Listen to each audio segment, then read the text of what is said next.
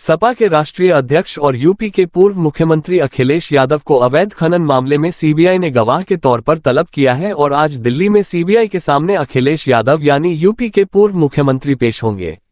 अखिलेश यादव को बतौर गवाह पेश होने के लिए कहा गया है। इसका खुलासा उन्होंने खुद ही राजधानी में एक कार्यक्रम के दौरान दिया, लखनऊ में। और अखिलेश यादव ने कहा कि पिछले चुनाव से पहले भी एक नोटिस मुझे आया था और इस चुनाव में भी एक नोटिस आया है।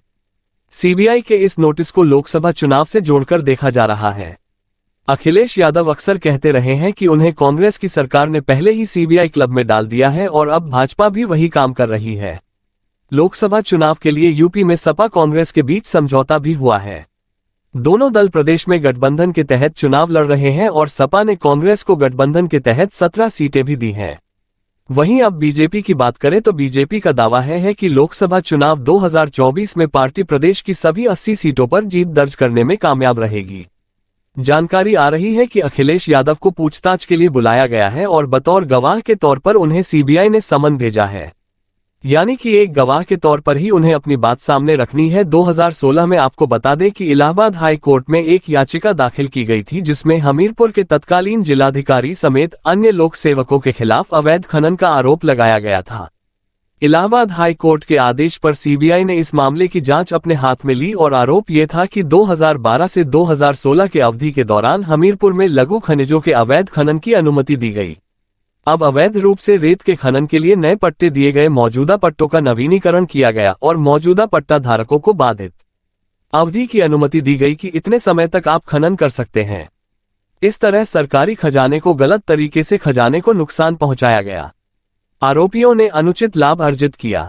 सीबीआई ने इस मामले में अब 15 जनवरी 2019 को उत्तर प्रदेश के हमीरपुर, जालौन, नोएडा, कानपुर और लखनऊ जिलों और दिल्ली में भी 12 जगहों पर इस मामले में छानबीन कर तलाशी ली थी। तलाशी के दौरान अवैध रेत खनन से जुड़े हुए कुछ आपत्तिजनक चीजें जैसे भारी नकदी और सोना भी बरामद किया गया था। अखिलेश यादव को आपको बता दें कि 160 सीआरपीसी के तहत समन भेजा गया है और इस धारा के तहत पुलिस अधिकारी को जांच में गवाहों को बुलाने की अनुमति होती है।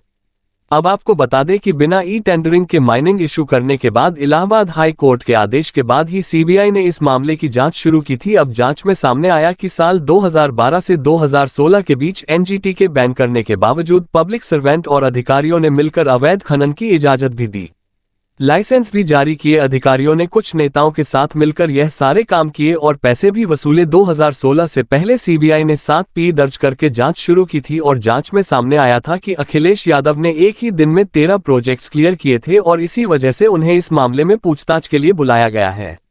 अब अखिलेश यादव ये कह रहे हैं कि ठीक चुनाव से पहले इस तरीके के नोटिस मुझे आते हैं तो जाहिर तौर पर अब इसमें राजनीति सियासत भी देखने को मिलेगी। क्या उनकी मुश्किलें अवैध खनन मामले में बढ़ सकती है या फिर वह क्लीन चिट उन्हें मिल जाएगी, ये देखना अहम होगा। आप यह वीडियो सब्सक्राइब करें और बेल आइकन को दबाना ना भूलें। बाकी की खबरों के लिए देखते रहिए खबरवाला 24 न्यूज़।